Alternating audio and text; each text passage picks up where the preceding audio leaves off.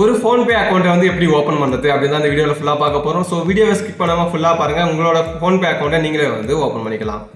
இதுக்கு பார்த்தீங்கன்னா உங்களுக்குன்னு ஒரு பேங்க் அக்கௌண்ட் இருக்கணும். அப்புறம் பார்த்தீங்கன்னா அதுக்கப்புறம் வந்து டெபிட் கார்டு அப்படி இல்லைனா வந்து ஆதார் கார்டு ரெண்டுத்தில் ஏதாச்சும் ஒன்று இருந்தால் போதும். நம்ம வந்து உங்களோட PhonePe அக்கௌண்ட்டை வந்து ஓப்பன் பண்ணிடலாம். PhonePe ஆப்புக்கான லிங்க் வந்து டிஸ்கிரிப்ஷன் கீழே கொடுத்துருக்கேன். ஜஸ்ட் அந்த லிங்க் வந்து கிளிக் பண்ணுங்க.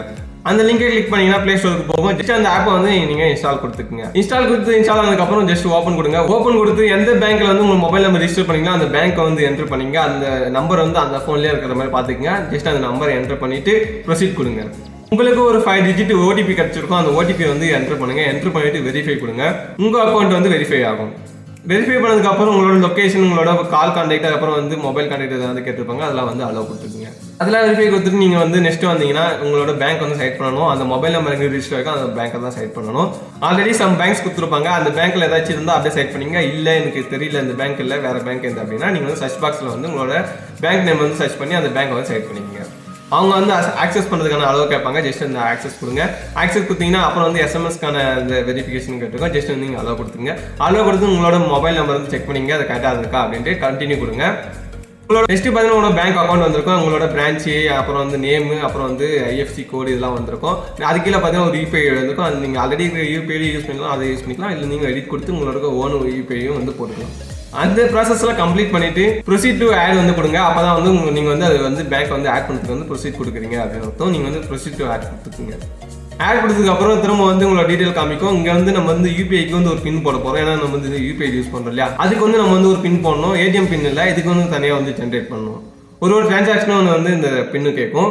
செட் யூபிஐ பின் கொடுத்தீங்கன்னா டெபிட் கார்டு டீடைல் கேட்டிருக்காங்க. இங்கே வந்து நீங்கள் டெபிட் கார்டில் இருக்க லாஸ்ட் 6 நம்பரை வந்து நீங்கள் வந்து என்டர் பண்ணுற மாதிரி இருக்கும். அந்த நம்பர் என்டர் பண்ணிட்டு கீழே பார்த்தீங்கன்னா எக்ஸ்பைரி டேட் கொடுத்துருப்பாங்க. அப்படின்னா வந்து அப் டு டேட்னு ஒரு டேட் இருக்கும். அந்த டேட்டை வந்து இங்கே உங்களோட மந்த்து, உங்களோட இயர் வந்து செலக்ட் பண்ணிக்கோங்க. செலக்ட் பண்ணி நீங்கள் வந்து ப்ரொசீட் கொடுங்க. உங்களுக்கு பேங்க்லேருந்து ஒரு எஸ்எம்எஸ் வந்திருக்கும். 6 டிஜிட் ஓடிபி வந்திருக்கும். அந்த ஓடிபியை அதில் என்டர் பண்ணிடுங்க.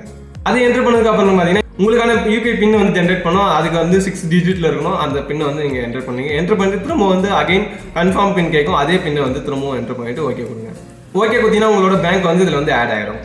இல்லை நான் வந்து பின்னை மாற்ற போகிறனாலும் கீழே வந்து ரீசெட் பின் இருக்குல்ல, அதை கொடுத்து நீங்கள் வந்து உங்களோட பின்னை வந்து மாற்றிக்கலாம்.